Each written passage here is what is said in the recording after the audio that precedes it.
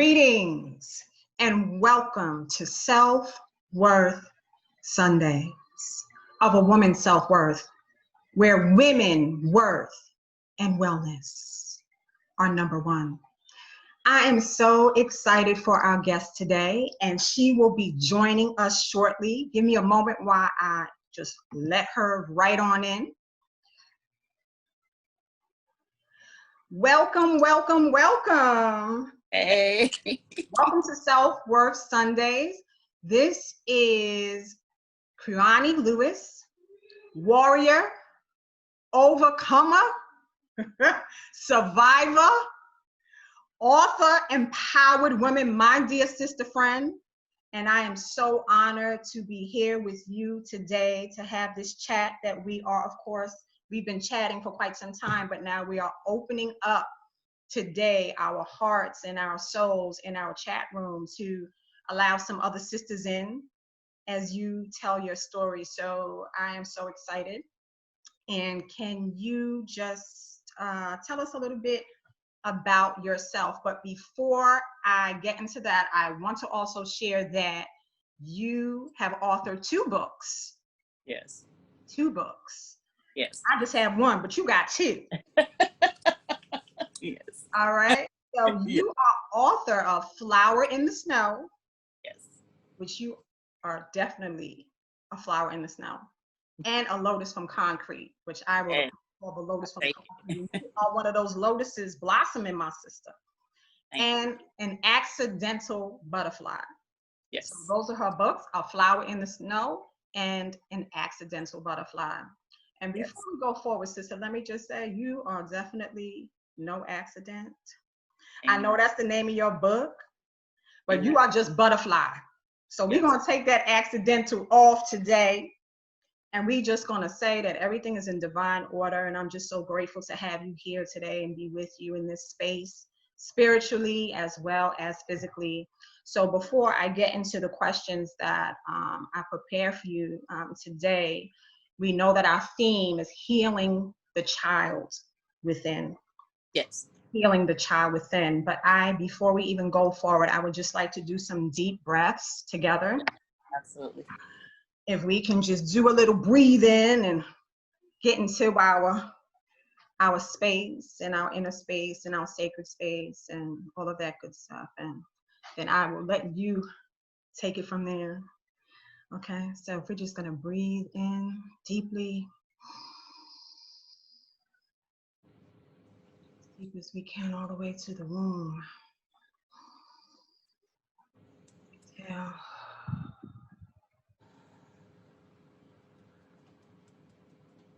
Again, in.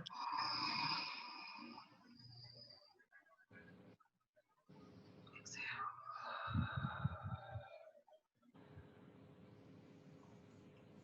One more time, in. Deep, deep, deep, deep.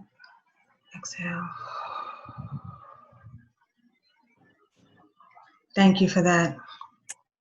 I'm so grateful.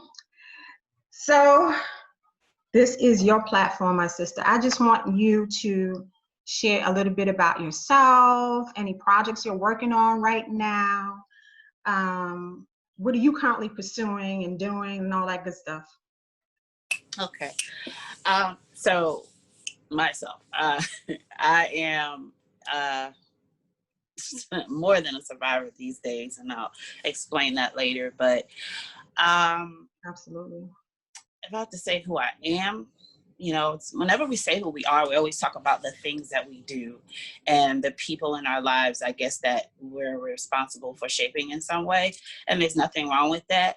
But I'll start with that. I'm a mother of 4, single mother of 4. I just celebrated my 51st birthday, and I'm excited to be on this other side. Happy birthday, Happy New Year, all that good stuff. Thank you.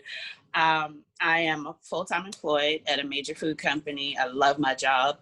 However, I am working on my own business ventures. One involves authorship, obviously. One involves a fashion line. One involves the main one. Actually, I should be speaking about that first. It's called Inner Work, and it's in her work, HER work. And And it is a motivational and wellness platform. Yes. So that's something that like God just put in my face, like we're not waiting on this anymore. So I'm working on that, actually forming my LLCs. I haven't done that, but now it's like I have no choice. So I'm working on that. And just continuing to develop my business plans for all of those things. Working again full-time. I'm at home, obviously, because of the pandemic, but it's still a full-time job, and it's actually more intense now that I'm home. But just working on me. I left New York almost 6 years now, and needed to focus on me, rebuilding me, establishing me, getting to know myself. And it's been a journey. This 5.5 years has been a journey. So now I'm kind of like in the throes of it. It's kind of like a race, and I'm in it, and I'm pacing myself, and I'm checking, every arrival point, and I'm actually intentionally doing things that build me. So absolutely, kind of checking that progress, yes, checking off that checklist. That's awesome. Yeah. So can you delve in a little bit more deeply into, since the theme is healing the child within, I know that, you and I have known each other for quite a number of years. Our children, attended the same pre-K class, and that's kind of how we originally connected. Yeah. And then in Harlem, we would kind of see each other in Harlem, New York, and it's like, hey, how you doing, sister? But we never really connected on a level to the extent that we have recently, and I'm so grateful for that. I know we exchanged books quite some time ago, and always exchanged words and kindness and love and support, but I know that it's divine order that we have connected on the level that we have, for great things, that we have to do within ourselves first, and then going beyond that. So can you just share a little bit about your childhood experiences and how these things shape you as a young woman and as a mature woman, how these, impacted you? Just tell your story, girl. Tell your story. Okay, so I would start by saying, unfortunately, the most predominant memories I have that I can say shaped my future self were incest and molestation and abandonment by my mother. But I no longer look at it as unfortunate, not saying that they were not negative things, they definitely were, but I understand what I've gotten throughout the years as a result of it. But that was how my history began. My mother was a rape victim, and I was the product of that rape. And so I didn't get any love from her from day one. In fact, I became something that she would pass around. And I didn't know this at first. These, as I grew, Spirit showed me different areas in my life that I would not remember because I was a child, but showed me exactly what she was doing and why she was doing it.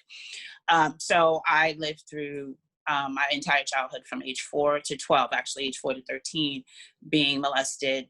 And one of those incidents was an actual rape that didn't happen within the family. It was with a stranger and on the top of a roof at the age of 10. But these kinds of incidents seem to follow me. And so even though those things were going on as a child, I was genuinely happy. I wasn't happy with what was happening to me, but I didn't meditate on them. When I was in the moment, when the thing was happening, I was terrified. I was disgusted. I was ashamed. I didn't want those things to happen. But when they were over, I got up, and for whatever reason, I just went on with my life. I feel like God had some sort of shield around me because he knew what I would become. So I had, aside from those horrible things, and there was instability. My mother did not, she wasn't good at caring for home. So we moved a lot. My mother has a learning disability, and she's been declared legally blind. She can actually see, but really just forms. She was able to see enough to move around the city by herself, but not really. So she had a lot going on. So there was no teaching for her to be how to be a mother, how to be an adult. She just kind of winged it. And so that's what I did. I winged That's it. what And, I think we all have done, to be quite honest. I know I have. Yeah, listen, I know a lot of us have, but it's like, how did I get here? Exactly. I still say that some days. But for me, it was Absolutely. seeing other families and seeing other people my age being raised by their parents. Let me know something was really, I already knew something was wrong in my life, but something was really, really wrong. But as an adult, as a young adult, I began to use sex as an instrument of love and power. I was looking for love, and because that's how I thought I got it. I thought that people paying attention to me that way meant in some way that they loved me. It never panned out to be true, but this is what they wanted me for. So in my mind, it became an instrument of power. So it's like, they don't really love me, but I have this thing. So I'm going to use it to make them want me, and then I'm going to go away. So that was my theme for most of my 20s. It was bad. And then I found God. I found the church and religion. It's a difference. But I found God. Yeah. Like, I knew at age 27, I'm doing this thing. Like, I'm not looking back. And I had actually read a tract when I was like 23 or 24, where I actually confessed Jesus Christ as my Lord and Savior based on what was in the tract. And I meant it. So it didn't matter what was in there. I meant it. I knew I wanted him. I knew I wanted something was missing from my life. I knew it was God. However I had to get there, I was going to get there. But the tract had these really judgmental statements in there. And the statement that killed it for me was, it said, confess all your sins, name all of them, and don't leave any one of them out. So I'm sitting there holding this tract in my hand, and I'm by myself, and I'm like, but I don't want to say those things. I'm ashamed of what I've done and where I've been, and I don't want to say them. So I put the tract away, and I thought I wasn't saved. I thought that God hadn't found me, that genuine confession that I gave didn't matter anymore because I couldn't say those bad things out of my mouth. So for 4 years, I'm thinking I'm a lost cause, and my behavior got worse. Fast forward to when I finally entered the church, I realized that I had already been changed. But your change is, it's in levels and layers. You say yes, the yes is received. Now you got to go about the process of getting all the stuff that does not belong, all the trespassers, all the foreign objects that were inserted into you by other people as you grew. It takes time to get those things out. And I didn't find that out until I broke away from the church. So I got into the church, I got the food I needed, but I was never comfortable. I always felt like I need more, something's missing. I did everything they told me to do, I followed the rules, but I knew that God had to be more than that. And so I ended up spending a lot of time by myself, finding out. That sounds familiar. That sounds like somebody I know. Me? Okay. Hello. No, but and you've expressed that as well. So it's like, so all of that to say that my childhood led to me having self-destructive behavior as a young adult, and then from my 30s on up, I've been in the church, I've been in religion, and then coming out of it, finding a closeness with God like nothing I've ever had, and that meant being willing to give up everything and everyone. That meant being willing to be ostracized. It meant willing to be excommunicated. It meant being willing to be judged. Bad about. Willing to be judged. Yes, judged and condemned. And right. Honey, when I tell you, and misunderstood. Exactly. And so I'm out there like that. I put myself like, I don't care. Like, I want God. I don't want y'all. And if y'all are about my progress, then we can walk together. If not, I'm really good walking by myself. And so being willing to be that person has opened me up to my healing. And it is. Wait. I need to stop you for a second. I don't mean to cut you off, but you just made a very important point. And then I want to move into how your childhood circumstances affected your relationships and your mothering. Okay. But before we get there, you just said something really deep. You said being willing to be that person, being willing to be alone. Yeah. Is when I got to a space with my God. Yes. Whether you call him source, whatever people, whatever people perceive or relate to as a higher power. That's right. Some just are saying the universe. I don't tell people what to believe because That's I right. don't even think it's necessary, quite honestly. That's just my perspective. But Right. you said something really, you had to be willing to be that person, to be alone, to walk that path. Yeah. And it was then Yeah. that you were able to go within yourself to truly heal. Yeah. You had to let go Yeah. of maybe certain institutions, certain Mm-hmm. environments, certain people, Mm-hmm. and knew when you were doing that, that you're going to be judged, you're going to be condemned, you may even be labeled. Mm-hmm. It didn't matter because there was a calling. Yeah.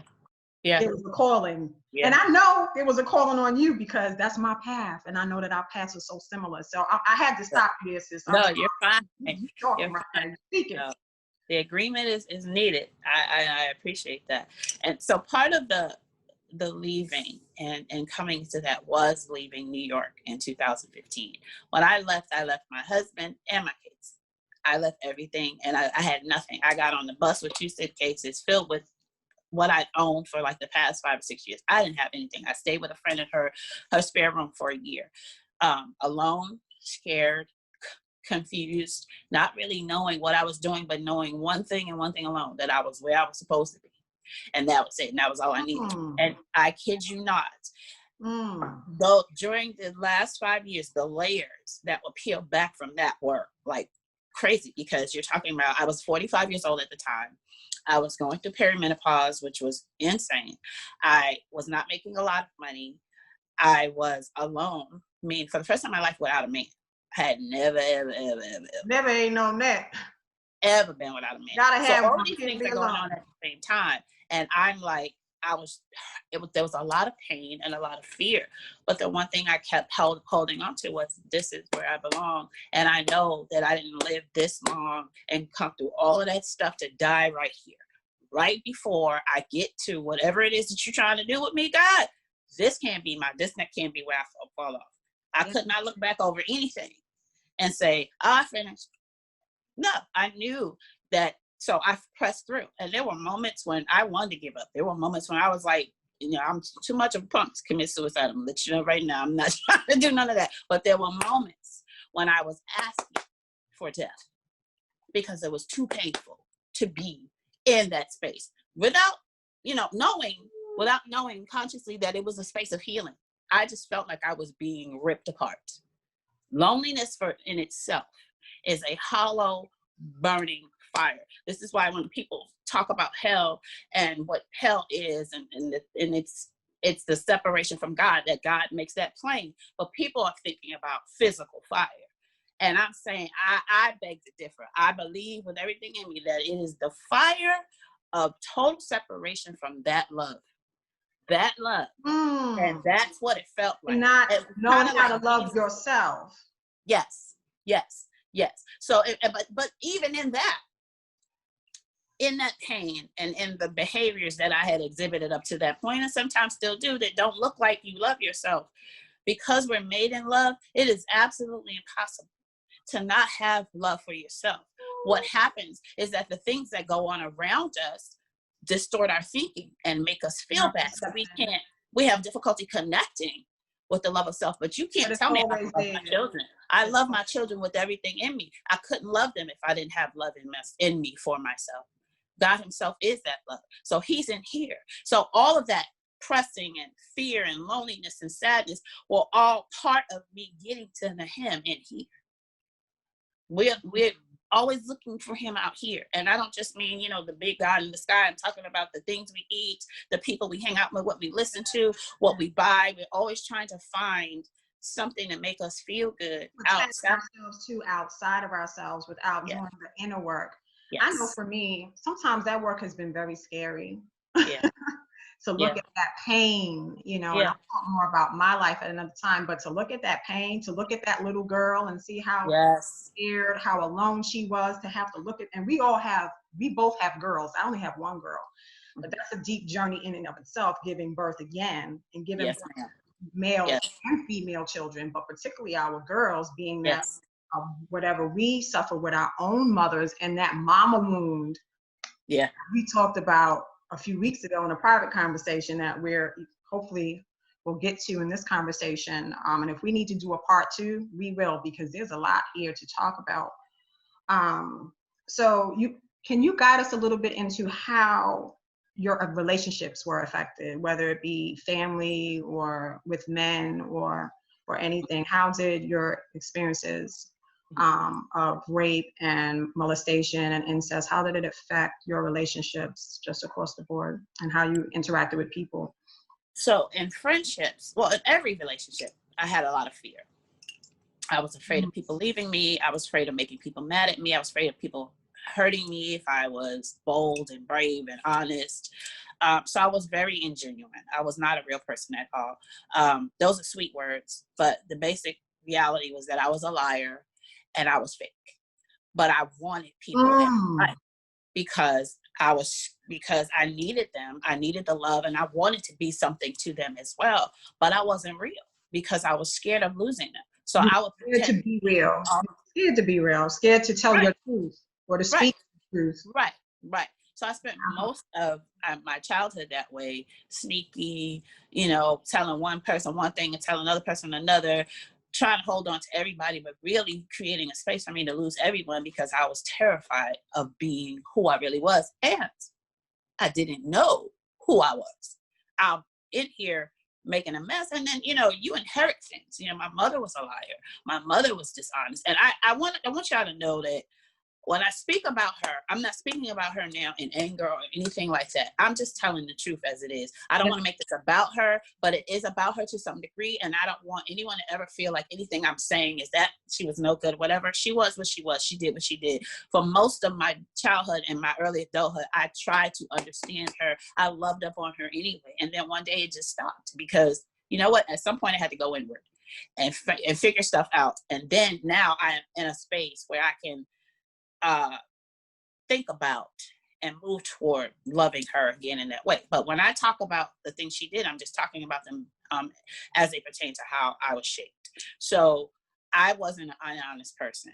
So that's how my relationships were affected. I managed to keep some friends. I have friends that I've known since I was 9 years old that are still my friends. We went through our ups and downs and we managed. And then when I came into God, I was able to go back and apologize for things and think about things differently and behave differently. As far as relationships with men, I had at least 4 serious relationships. And of those serious relationships were born children. So I have 4 children from 3 different fathers. My son was born from one, my first daughter was born from another, and my last 2 children were with my husband. So I would pour into these men in many ways. Financially, physically, whatever. And they weren't giving back in the same way. Not always the financial part, but my first relationship was abusive. I was physically abusive. I still have injuries from that one. But I was 19 when I had my son. Confused, didn't know what was going on. I stayed with that because I thought I couldn't do any better. And then, when he broke up with me the last time, I was like, good, I'm gonna go about my business because, but I also cheated while I was in that relationship. In that space, were you still confused in that space? Were you still unhealed from the trauma of your childhood So I know now that I was unhealed. How was yourself? You didn't have any self right at all. So I placed value in my looks because that's what everyone else placed value in. I placed value in my abilities. I could sing, I could write. I was in singing groups and we danced and whatever. I placed value, and I was really good at my job, and I was really smart, and I could maintain numbers and things like that. I placed value in those things that I could do. I did not place value on me as a person who was created on purpose to mend and heal and help make other people whole. I could not see that. So I stayed with a man who beat on me. One, because he was in his own depression and didn't want to do anything. I was young. I was not a party girl before age 19. After I had my son, I was like, the world has passed me by and I need to get out here. So I wasn't trying to be in the streets, but I was trying to go out and do things, and he didn't want to because he was depressed. So I went out and did things. He didn't spend time with me. The only time he paid me attention was when he wanted some. So I found other dudes to fill in the holes. So I was unfaithful as heck. Fast forward to the next relationship, similar, but then I found God, so I couldn't behave the same way in that I had before. But this second relationship wasn't physically abusive. It was emotionally and spiritually abusive, to the degree that I was 8 months pregnant with my second child, and I was on the suicide hotline trying to find somebody to talk me out of taking my life. I almost finished with a baby. You understand? That relationship had my whole, it took me into my marriage that way. I was literally still afraid of this man while I was married to someone else. And I broke out of it, but it took 10 years. You understand? Then my husband, emotionally and spiritually abusive. And that was hard because he was a pastor, and he was a co-pastor. We were, and you know, I was a part of the church and a part of the dealings as well for 5 years in a community where everyone loved him. And he was genuinely what he was to all of those people. Sister, but not with me. You understand what I'm saying? So I gave my whole self to him. I was like, nope, I'm in this. And I genuinely loved him. If of all the men that I was with that I can say that I loved, he was definitely at the top of the list. There was no question, because I had no reason to love him. He was not good to me. He was mean to me. He treated me like I was the person there to care for his children, and if he wanted something later, and to help him run his businesses and his ministry. That was all I was saying. But I was in love with him, and that relationship let me know that before him, I had conditions on my love. With him, I loved him the way God loves us. He has absolutely no reason to love us, because we tear up all the time. We are trifling, but he don't care. And that's how I love that man. So I took that away from that relationship, but I kept diminishing myself and shrinking myself. And I mean, I raised those kids. I put 20 women inside myself to make those kids be something amazing. And then all the people that I had to minister to, I put 20 million women inside of me to try to minister to them. I became everything to everyone and nothing to myself, and I was dying. And you were on an empty cup. How many of us pour or try to pour from an empty cup, because we are not pouring into ourselves?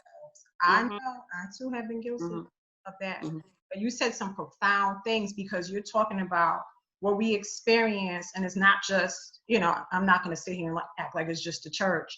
I think this is everywhere. I think it's in every religious house. I don't differentiate personally.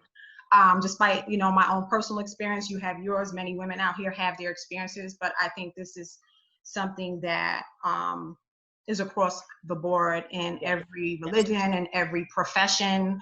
And everywhere you find women and men, everywhere you find circles of activity, there are certain dynamics that are happening that we are just not talking about. We are not bringing to the surface.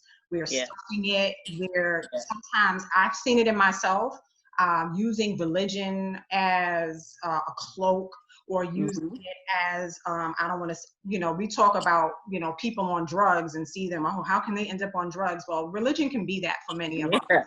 My humble opinion, you know, we become religious addicts, and so so mosque-y and masjidi and whatever we call it, but there's stuff, all this stuff, in our personal relationships in our lives, in our childhoods, that we are not necessarily using the tools that those religions may provide. That's right. To talk about it, to heal from it, to be real and authentic. And back to it's what like you put it on like a coat to say that you own it. That you like, now I got this coat. You good, you all right. You say or whatever language we use, but there's all of this unhealed trauma. There's all of this baggage. There's all of this stuff, and it goes back to what we both said, that it's scary. You know, it's scary to look back on what you've experienced and say, "My God, I am so broken. I'm so torn. You know, I need a real healing, not a you know, not a quick fix." Not that let me lay hands on you and let me pray over you and blah blah blah. No, I need something that goes deeper, and that goes back to being willing to be alone. In my opinion, not necessarily that you always have to cut people off, but you have to take that me time and that alone time. And sometimes you gotta cut people off and cut things off. And listen, I've done it. I've had those painful sometimes you gotta crying. I've had my little 3 nights of crying. Every time I knew I had to let somebody go, I definitely had my because you hold on to what was good with them. But when you don't let people go when you're supposed to, it becomes bad, and then you block them from whatever God is trying to do with them.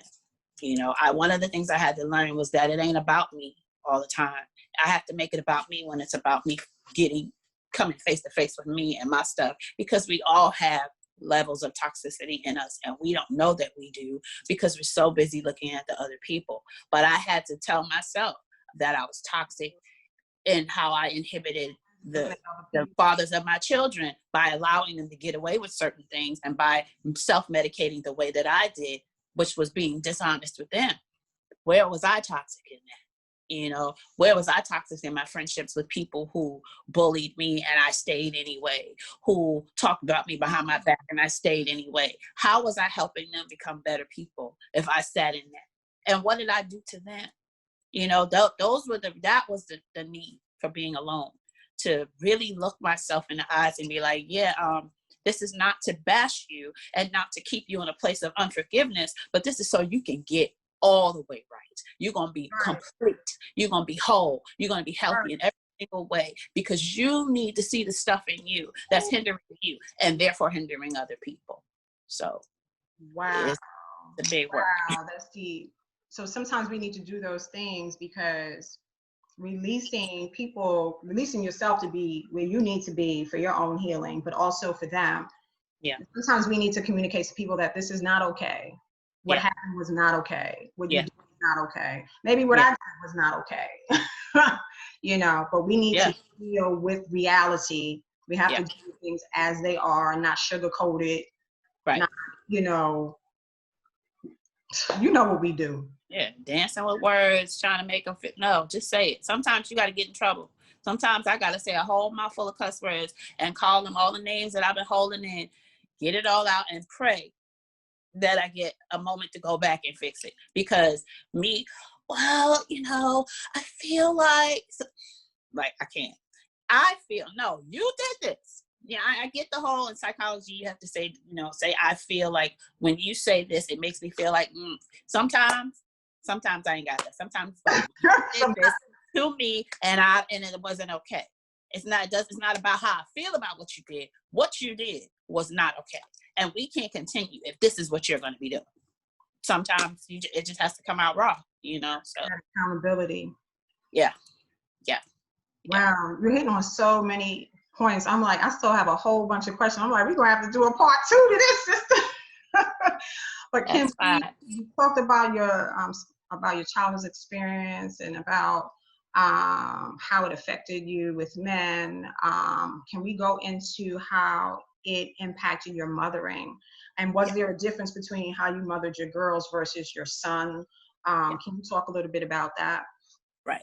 So as I mentioned, I had my son when I was 19 and I was clueless. Sometimes I look back on those pictures of myself at that age and I'm like, wow, I look 12. Now I know why people looked at me crazy when I walked down the street with this big old belly, because they thought I was a whole child, because I didn't look like a woman. And, 19 years supposedly a woman, I was a child. And so when I had him, I'm sweetest, never a difficult, he was the most amazing kid through his entire life. And I knew I needed that. I didn't know at the time, but I thank God for making my first child a mild child, because I was a wild child. And I became the wild child when I had him. His dad wasn't going anywhere. He wasn't working. He wasn't doing anything. So I would leave him at home with him and I would go out with my friends or whatever. I worked every day. But then when I got a moment, I would go out and hang out, because I felt trapped, not by my son, but I didn't know what my life was. My son's father didn't want to marry me. He wasn't ready for that. And I'm like, and even back then I knew, you were ready to sleep with me and make a baby. And I make sure I didn't get pregnant, but you're not ready to be my husband. That's kind of backwards, but whatever. That was something I needed or thought I needed at the time. But I was not really available to my son. I would come home from work, I would play with him for a little while. He was so cute, so sweet, so whatever, but I wasn't teaching him how to speak. I wasn't paying attention to his developmental stuff. It was Google Gaga baby talk all the time, so much so that my friends' kids who were born at the same time as mine were speaking in full sentences and my son was still trying to figure it out. I was like, whoa. So I had to fix that. Then when with him, I wasn't stable. I was bouncing around from place to place. So I ended up leaving him with a spiritual mom in upstate New York for 3 years. So from age 4 to 7, that's where he lived. And I visited him on the weekends. Inconsistently so, because I'm out here chasing dudes, trying to find me a husband, someone to love me. So some weekends I didn't show up. Some holidays I didn't show up. So my son not only had his father absent, because his father just dipped out on him by the time he turned 4, now I was playing games. So I wasn't the best mother. Let him tell it. I was the best thing since sliced bread. That young man, he's always reminding me of how good a mom I was to him. Now I got it together. By age 27, I figured it out. But when he tells the story, you would think that none of this stuff happened. But he saw what God wanted him to see. And I'm thankful for that, because he already had the pain of not having his father at all. I was calling him every day. I was sending him little gifts. The last one, I finally brought him home at age 26. I did a countdown with him for the last 90 days. I sent him a calendar that I had made so he could mark off each day. And I sent him a ton of paper and all these coloring apparatus. My son's an artist, amazing artist. And this, a few months ago, he sent me a text message and he said, "Mommy, remember that time when you sent me that package so we could do the countdown so I could come home?" And I said, "Yes." And he said, "I remember how I was when I was waiting for the FedEx man to come that day." He said, "I still get like that every time I see the FedEx man coming now to bring me my art stuff." And I'm trying not to cry, but when I tell you, that young man, and he's 31 now, he reminds me constantly, the same way that God does, because he throws all of our sins into the sea of forgetfulness. My son has clearly thrown all my sins into the sea of forgetfulness, because he continues to remind me of what a good mother I am. So fast forward to his baby sister, my first daughter. When I was pregnant with her, I sang to her, I read to her, I talked to her. I took care of myself as best I could, because she was, with all of my daughters, I had next to no appetite. For some reason, I couldn't hold anything down, and I could only eat sparingly. So, but that was the only way. There was nothing I could do about that. But I took care of her, and I taught them all 3 girls knew how to say complete sentences, not long ones, but like, "Good morning, hello, thank you, please, mommy, how are you?" Those kinds of things by the time they were 6.5 months old, because I spoke to them. I was like, "You are going to know that I'm here. You are going to know that you have someone who cares about you. And I'm going to make sure that you're prepared for this world. I'm going to make sure that you can communicate, because no one is going to be able to do anything to you where you won't be able to say, 'Mom, this happened and here's how.'" So I took more time with them to try to develop them and cultivate them. But one of the things I did that I think was wrong was I tried to hide them from life. I didn't want them to get hurt. I didn't want them to experience the things I experienced. But unfortunately, my oldest daughter has a father. So I didn't get to control what happened when she was with him. So, and he was a good dad in terms of, he was not one of those that I had, he wasn't a molester. He wasn't that kind of, but he was just, what he was. So he wasn't skilled. And he wasn't necessarily smart when it came to things with her. But whatever happened with her over there, I had no control over. And that some things happened there that ended up bringing that into my home. So I thought I taught them. I knew I taught them about protecting themselves, and if someone tried to harm them, that they had to tell. I told them that about strangers. I did not tell them that about family, because I didn't think, I knew my children weren't going to do anything to them. So I didn't think it would come from her father's side either. So things happened that left them open. And then I tried to shelter the younger 2 and keep them safe. And now, and then they ended up having to go through their own things. So I mothered them based on where I came from in trying to protect them. I don't necessarily think I did the greatest work, but then they also say something different as well. They're my best friends. My 3 daughters are my best friends. And I know it sounds weird to say that, because we live in this thing where you're not supposed to be your children's friends. Yeah, you're supposed to be that too, because God himself is our friend. And so I'm their mother, and they're all grown except for the 16-year-old. They're all grown. So I'm their mother when I need to be, but I'm always their friend. You know what I mean? So. Do you feel like you are emotionally available to all of them? Yeah. To the extent that, okay, awesome. Yeah. Even despite what you've been through, you were still emotionally available. Yeah. I was determined for them not to have the kind of childhood I had and the kind of mother I had. They were going to know that they were loved, and they know it. They know it. We get into it. I let them have it. They all bigger than me, but if I have to knuckle up, I will knuckle up, and I mean physically knuckle up. They know this because they tried, but they know that their mama's down for them. They see me go to bat for them. They see me jump in big men's faces for them. They know. I'm like, you know, forgive me, Lord, I'm still working on that stuff, but they know that I genuinely love them. I also love them enough to let them make their own mistakes, let them fall on their faces, let them suffer the consequences, but be right here to help them clean themselves off and give them whatever help and advice that they need going forward. So That's awesome. If I can pat myself on the back. And I still have to meet the other three. I mean, I know your youngest daughter, but I haven't seen her since her and my daughter were yay high. So I still don't even know her.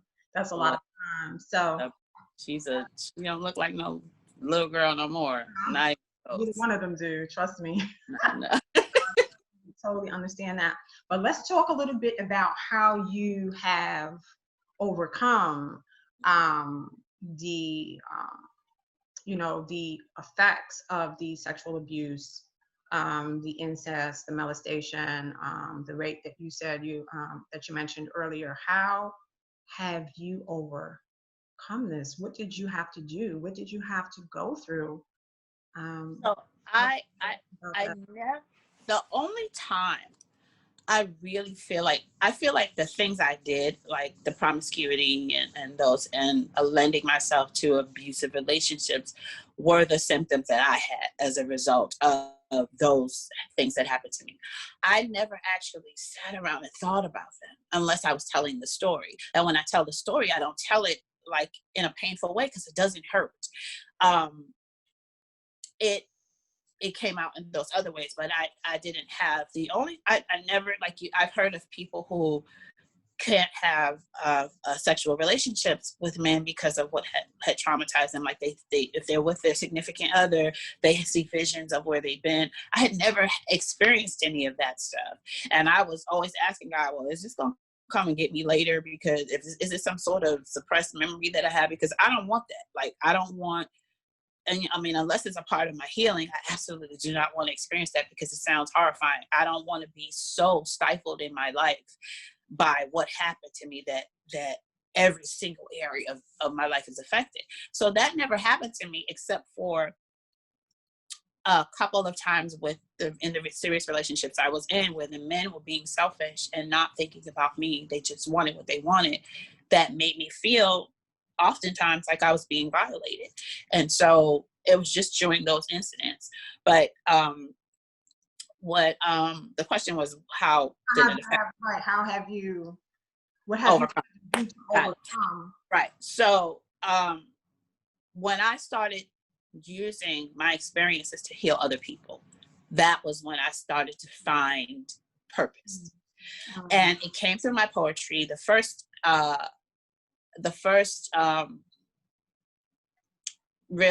experience that I had where I knew that I was affecting someone was with my then best friend. She became my best friend at that point. I left a folder with all my poetry in it at her house by accident. She was someone that I was singing with. We had met within a group that I used to sing. I don't sing no more. I sang a little bit. Okay. See, I might come out of retirement, maybe. Anyway, we're working out. But listen, I'll do whatever God says. How about that? So this person, I was visiting her because I had written a bunch of songs and I wanted her to sing them. And so I would go over there like twice a week. And one week I went over there and I left a folder of poetry by accident. And she called me up the next day. She said, first of all, I want to apologize. I opened your folder. I was like, okay. And she said, I just want to let you know that I love you. And if there's anything you ever need from me, I'm here. And I was like, okay. And I didn't know what she was talking about. And she started to tell me how she was affected by the things that I had written. And I was like, oh. And so from there, it became this 7-year amazing friendship. It was real crazy because we were very dependent on each other emotionally. It was not healthy, but we had each other's back. So she let me know that my pain was an instrument of healing. And so after that, the more I wrote and the more people I was able to connect with, I was able to minister to them through the poetry and through other forms of my writing. And then but while that was going on, availing myself to the pain of my own healing was necessary. Sometimes I didn't know that was what was happening, but because I wouldn't run away from it, is how I overcame. And again, layers. So here's one layer of healing that gets peeled back. Here's another get peeled. And each time you go through it, it feels like the first time. And you're like, why is this happening again? I did the work already. Why is there more? Talk to me. Why are we still here peeling? Right. Like, and think about it like somebody peeling back your skin. You wide awake. You ain't got no kind of painkiller, numbness, anesthesia. You feel, and that's what it felt like every time. Like I was being torn piece by piece by piece. And I was like, it catches you off guard every time. Like, oh, wait. So now I'm like more conscious. So now I'm like, oh, this is more healing. This is happening because of this. This is happening because of that. Okay, I get it. So it was the writing, the deliberate sharing of my life for the sake of others, and just being in people's lives and helping them to come up without even sharing my story. Not holding it back, That's right. Talking That's it, right. not wanting to talk Real, about it, not wanting to share it, not wanting to tell on nobody, not wanting to suffering inside. All that. This, we call each other sis, short for sister. But yes. what I have said now is, and maybe I heard it somewhere, I don't remember, but sis now seems to stand for suffering in silence. Ooh. This is what we're doing. We're doing this in church. We're doing. You know what? No one can ever accuse. No one can ever accuse me of that. In temples, we're doing this everywhere. In my humble opinion, we're suffering in silence, and we want it to stop because it's not helping anyone. It's not helping you, and it's not helping on your life. So I agree with that 100%. Other than in my childhood, because obviously I wasn't telling my friends what was happening to me. Other than then, I can never be accused of not saying this is how I feel. As an adult, I struggle a little more because I've definitely struggled. Sometimes it's like, I'm like, do I need this person in my life?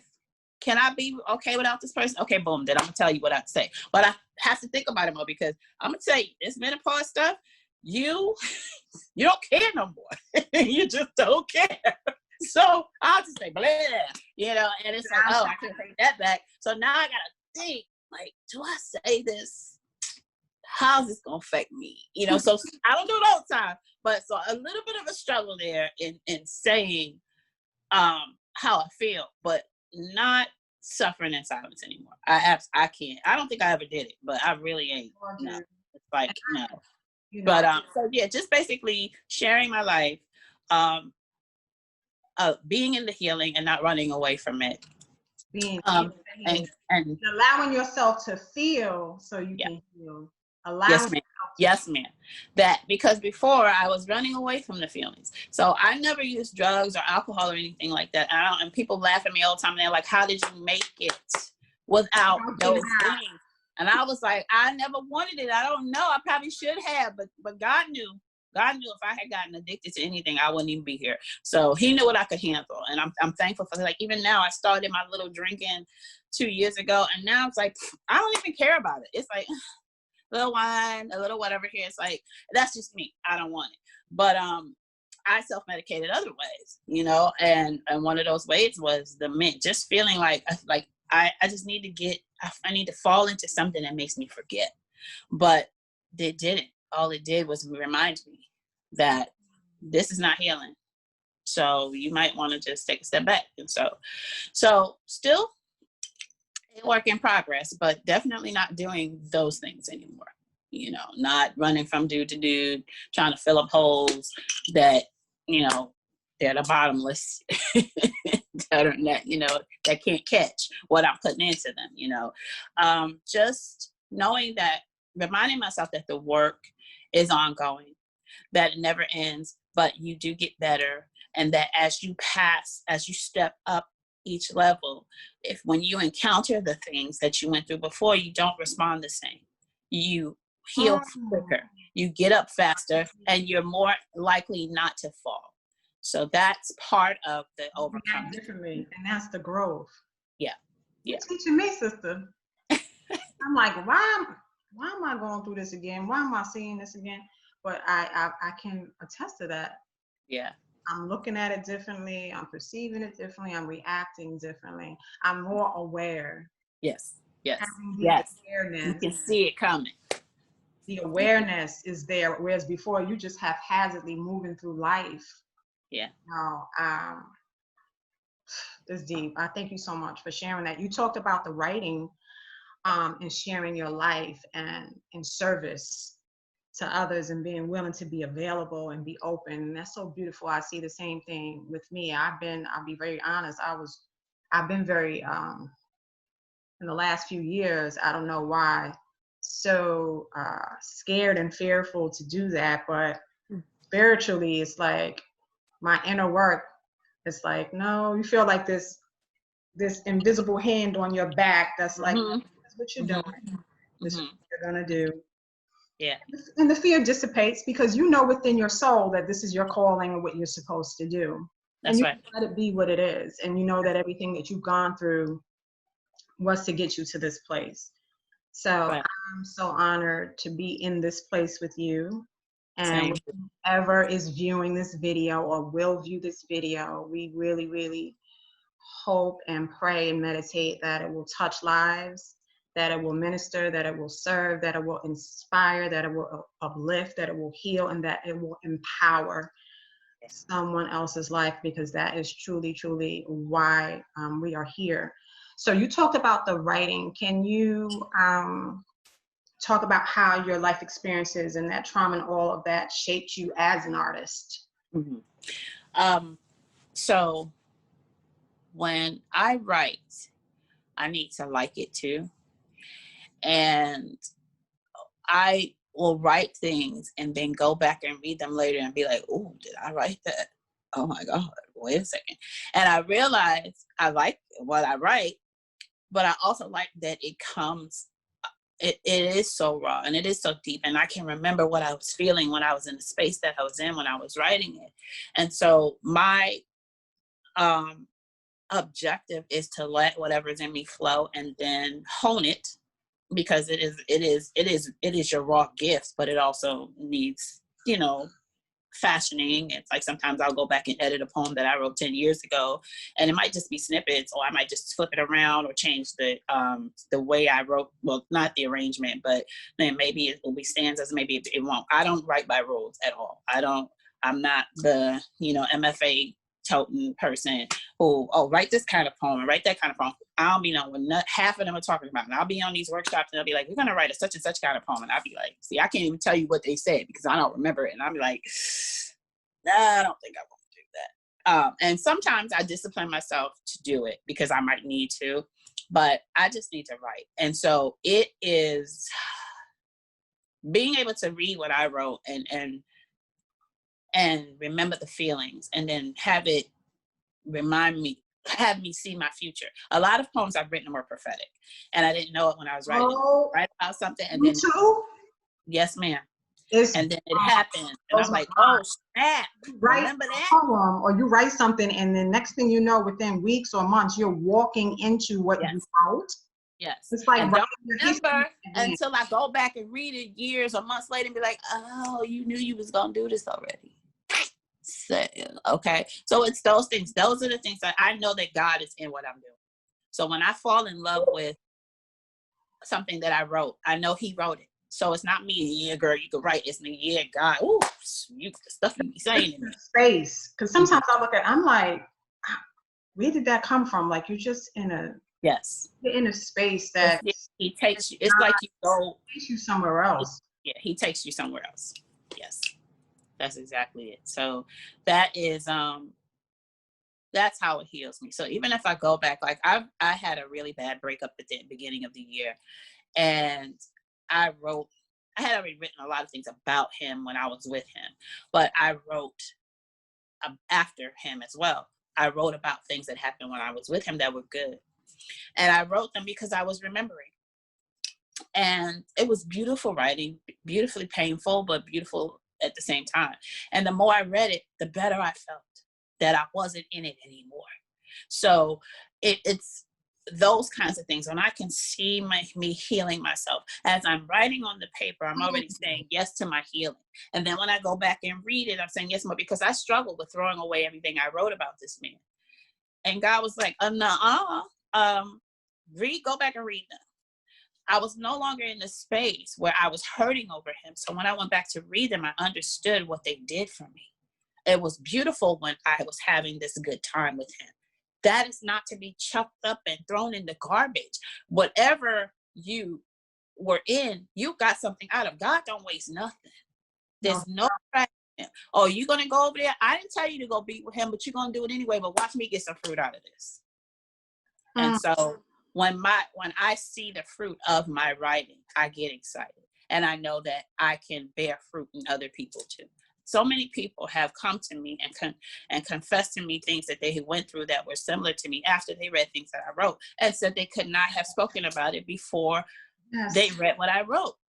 I'm not gonna stop doing this. No, absolutely. Absolutely. So powerful. Writing is such a powerful tool, and I'm sure we'll talk more about this. Are there any other tools or strategies that you've used in addition to the writing, or is that just it? Absolutely. To help you heal and overcome? Yes. Meditate. Pray. And whatever it is that is your source of meditation. I do use guided meditations. I use different people. I sometimes use the Bible. I sometimes listen to different pastors if I'm led to. I listen to Dr. Wayne Dyer. I listen to Joe Dispenza. I really only have listened to like 2 Bob Proctor ones, but I pretty much play the same one over and over and over again. I'm learning I'm taking nuggets from different religions as they come to me because they fit. If I open my page and I see a quote from Rumi or from Jung, then I'm like, and it speaks to my soul and God is talking to me in it, then I take that. I can't lie to you and say I'll sit down and read a whole book, because I've never been that person. The only thing I've read from cover to cover is the Bible. And then I actually skipped over Leviticus and half of Deuteronomy because I was like, I don't want to read that. So I ain't even gonna lie to you. But I take the meat throughout the bones. Whatever's for me, I take that and I apply that to my life. And you got people out here that say you're mixing religions. No, God has been speaking since the beginning of time. He's been talking to all of us in a way that we can understand. And folks lose a lot of connection with God when they don't allow the space. I'm not telling you to do like I do. Put him in a box.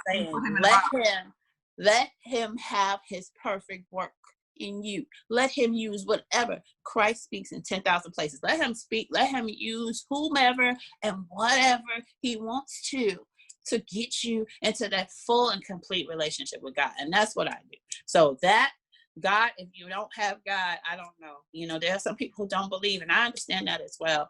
But you believe in something. You might not be calling him God. You might not be calling him source. You believe in something. There's something that keeps you. Because the love that's inside of you was given to you. And so that love, finding ways to tap into that love. And I don't care how low you are. I don't care how low you are. Like I said, I've entertained suicide. I tried it once. I was 17 years old, and I'm glad it didn't make it because, Jesus, like what I would have missed. But I know how it feels to be so low and so lonely that you feel like there's no way out. But you can dig.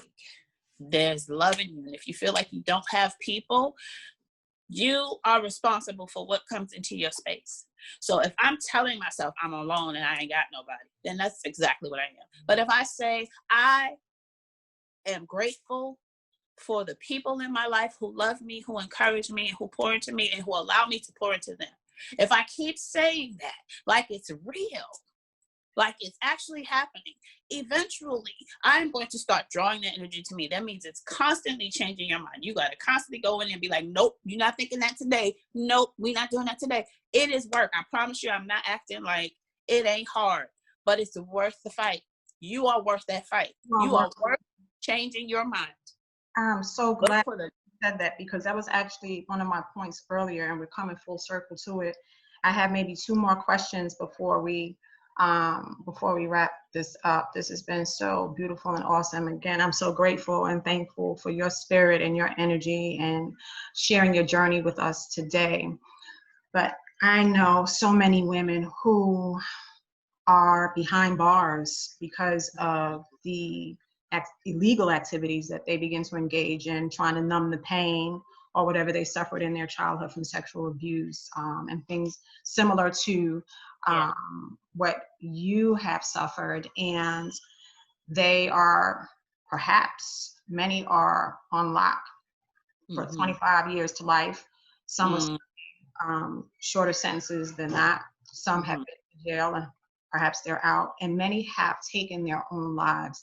Some are homeless because they may have developed some kind of mental illnesses behind this unhealed trauma. I just wanted to take a moment of silence, just a short moment of silence if we can, just to acknowledge those souls, to remember them who did not make it, did not see through the darkness. It just became too overwhelming. There's no judgment.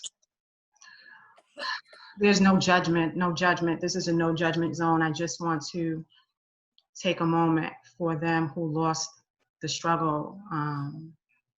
It just became too much, the pain of it. If we can just do that.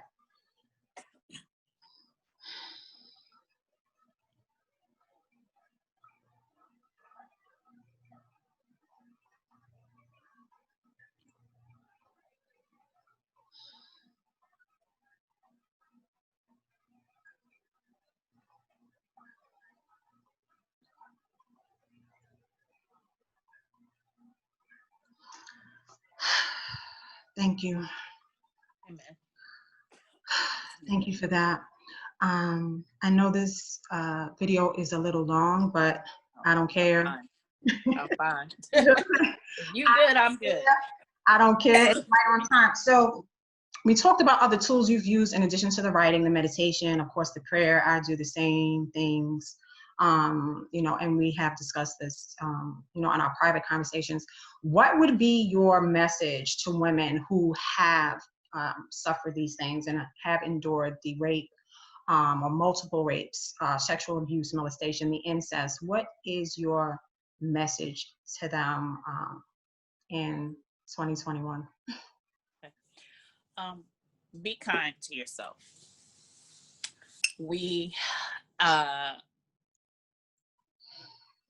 Again, I say these things not pretending that they're easy, but I'm saying them as a command to your spirit, not as, girl, you need to do this. Be kind to yourself. Do not take responsibility for what was done to you, but take responsibility for how you responded. And once you acknowledge how you responded, do the work of healing yourself from what was done to you, from your reactions and what those things may have caused, and from what people may have to say about how you are or who you are as a result. The most important thing you can do is embrace yourself, allow yourself to heal, avail yourself to it. I promise you, all you have to do is say yes to yourself one good time and mean it, and all the things that you need will come. The people that you need in your space, the way that you need to heal, all the methods and the techniques, all of them will come to you. If you say yes to you, it is expected for me to say, go to God. He's in here. So go to God. Go to you. You are equipped to do way more than you tell yourself that you do. We honestly do heal ourselves. We honestly do. I just overcame 30 years of carb addiction. Carb addiction does not sound dangerous, but it is. I might as well have been addicted to cocaine. I'm telling you, I had it bad. My pancreas were in danger. My teeth were in danger. My vision is not right. My skin was tore up. I was suffering constant yeast infections. And there's so much more: fatigue, mood, this thing. And then the last thing was too much for me to be telling y'all. But the final thing made me say, you know what? If you don't stop, you're going to die this way. So I stopped. I struggle every day not to eat sugar. I have emotional moments where I feel like I just want to go and eat a whole pizza. I promise you, just yesterday I had fried chicken and I don't eat that anymore. So I promise you, it was not easy. But after 30 years, I can say with confidence that I am free from that carb addiction. It is no longer mine. It is no longer mine. It is no longer in control. And that point right there, you're going to feel like giving up. But when you find your power, when you say yes to yourself and you find your power, you can get low. Like I had that chicken. I was eating that fried chicken and it did not even taste good. Jesus, and I love this chicken. It did not taste good.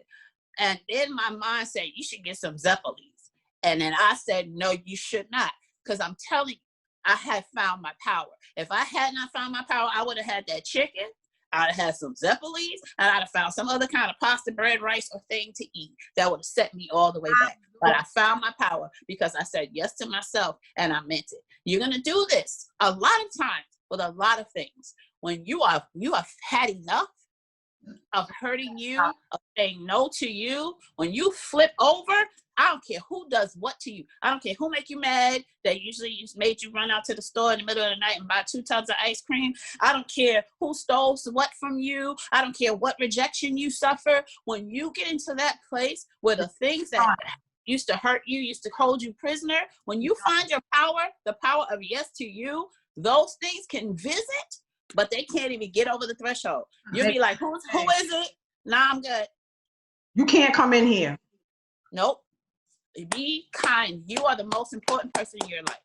You are the most important person. Don't let other people tell you got to put others before you. Yeah, that is true in a way. You can't be before me if it makes me diminish. Right. And how can I love you if I don't love myself? Hello? So how am I giving to you and I'm not pouring into me? That's right. Right. So I have to say it as do this versus I encourage you to do this, because I need from my spirit to yours for it to click that this is not an option and this is life or death. Love on yourself to the benefit of you and all of those around you. And find your power. That was the of what I heard in your message. All of us. Find your power.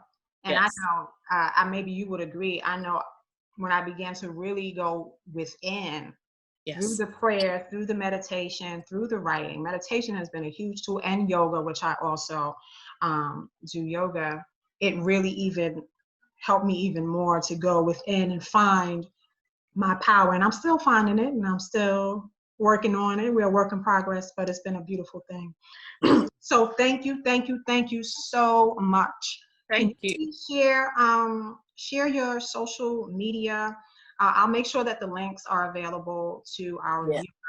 I'll see if I can put them in the chat right now with my little glasses. That picture. Say again? I love that picture. Oh, thank you.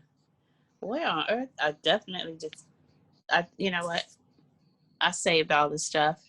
I sent it to you. That's what I did. I sent it to you. Send it to me. I'll make sure that everyone has access to all of your social media. And I know we've been here for a while. Do you have a poem or something you would like to share? Or maybe we can do that another time. It's up to you. I do. Give me 1 second. I didn't have the book in front of me. I'm sorry. It's okay. I want to share. I know this video is long, but it's going to be what it's going to be. It's going to do what it's going to do. Be what it's supposed to be. Hallelujah. Oh, good.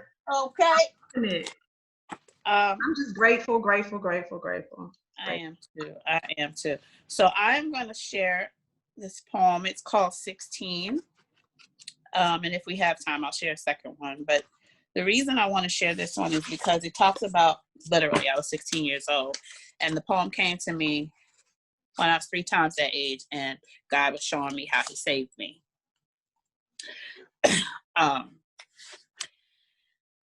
16, she left. She walked off into the eyes of a beautiful alien. He was tall and liquid, and his skin shone like white gold. He was the dross, but he was magic. His sharp black glare and twisted grin gave sight to the blind. Only it was lies she would see, lies she would intentionally adopt because he made her whole where the rest of the world told her she lacked. At 16, she fell. She stumbled over the edge of pretty black ringlets, although filthy and heavy with old oil. She entwined her fingers in the muck of those curls and sipped life through the scales and snow of his neglected scalp. She became beautiful in stories of him. Her dark world disappearing into not knowing what tomorrow would be. She didn't have to chase her demons while dancing with his. She let the penetration that she never enjoyed be her hiding place. The body he loved to look at and abuse be her toolkit. He was taking her for granted, deceive her into believing she could live that way for eternity because at least he took her. At 16, she slept while she walked. Beauty was all that mattered. Everyone said so.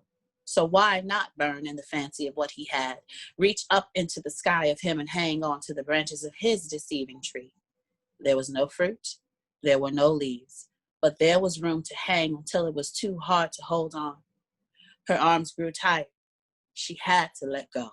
And when she did, she fell back into herself where there were so many other selves to know, to contend with, to become and undo. At 16, she began her dying, her conscious release of hope and searching for a promise that was just for her. Love had evaded her far too long, had been make-believe for too many years. She slipped slowly into the numb place, the walking dead place. It stayed in dreams and created nightmares in her days. It was stealthy and taunting, and she only stayed alive to experience it because it was not nothing. At 3 times 16, she is living. She walks back into the light ripped from his cold hands. The smirk dwindles to disbelief and his essence is drawn away in a nuclear wind. Love defends her, reviving and reintroducing, growing back the years. So, amen. Awesome, awesome. I have something I want to share too before we close out. Amen. You are always welcome. Thank you. Always welcome to come back. We're going to have to do this again, girl. Yes. You already know. But this is actually something matter of fact, I texted to you the first 2 lines or so yesterday. And that was what that was. Ended up being a poem. And yeah, I'm going to talk to you about that later. It was speaking to me. Yeah, you sent that at a moment where I needed it desperately. But go ahead and share, and I'll tell you about it later. The person who said that to me, I spoke with someone else yesterday, another sister, and she was like, she said, these things you be sending me, is right on time. We do that for each other. We do that for each other. So I'm so grateful. But this was for me and through me. So I dedicate this to you and all of our sisters and brothers out there. Okay. It's already in you. Just let it flow. It's already in you. Just let it go. Let things be what they are. Let people do what they do. Let it just be what it is. Just be yourself. Just be you. You are enough. You are enough. You are enough. Made from the same stuff that stars are made of. Shine bright, shine light. Shine bright, shine light. Shine bright, shine light. You are enough. It's already in you. Just let it flow. It's already in you. It's already in you. Just let it go. Tell your story. Make your music. You have a gift.